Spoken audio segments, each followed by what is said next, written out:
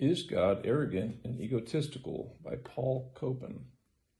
Some Bible readers wonder why God seems to crave praise and to seek his own glory.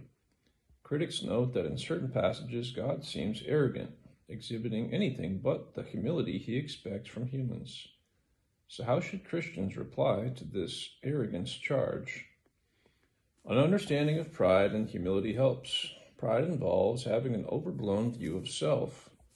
Reference Romans 12:3 and Galatians 6:3-4.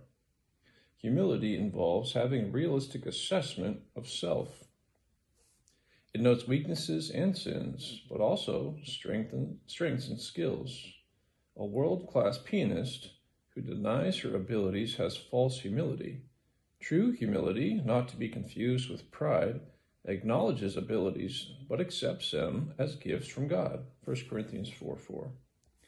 Moreover, humans can take pride in certain things rightly insofar as they understand blessings as flowing from God's grace. See 2 Corinthians 7:14, 9:3-4, and 10:17. They should boast in nothing, however, except the cross of Christ. Galatians 6:14. Importantly, God is not proud. He has a realistic, unexaggerated view of himself. By definition, he is intrinsically good, worship-worthy, and the greatest conceivable being. He doesn't think of himself more highly than he ought. This point, however, inevitably leads to three related questions. First, if he did not do so for the sake of personal ego boosting, why did God make humans in his own image? The answer is that God was simply spreading the blessings inherent in himself. Humans share in some of his divine qualities like rationality, creativity, and moral agency. These gifts express God's generosity at work.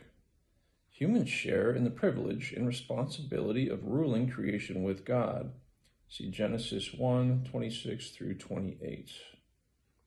The second question is this: why does God demand worship? Just as humility is rooted in reality, so is worship. God has placed eternity within humanity. Ecclesiastes 3:11. Men and women are designed to find satisfaction in God, who alone is worthy of utter trust and devotion. Placing devotion elsewhere, in fact, is foolish. It harms humans and leaves souls shriveled and unsatisfied. See Jeremiah 2:13. Worshipping the one true God is to be in touch with reality, acknowledging the proper order of things. Finally, a third question is posed. Why does God seek praise? Some ask this to point to supposed pathetic insecurity in the Creator. But Scripture is clear that God doesn't need human praise or anything else. See Psalms 50:11 and Romans 11:34-36.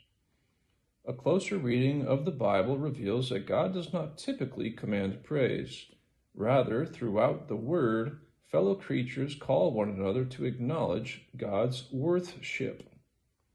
C.S. Lewis said, "All enjoyment spontaneously overflows into praise. We delight to praise what we enjoy." Praise expresses but also completes the enjoyment. Scripture indicates that God is humble. Though high and exalted, God dwells with the lowly. See Isaiah 57:15 and Psalms 113, 5-6.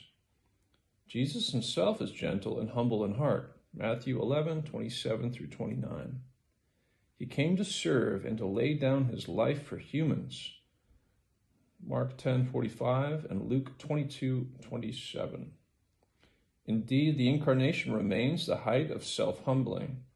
The Lord stepped into our world and died a humiliating death on the cross. Philippians 2:6-8. God is neither arrogant nor egotistical.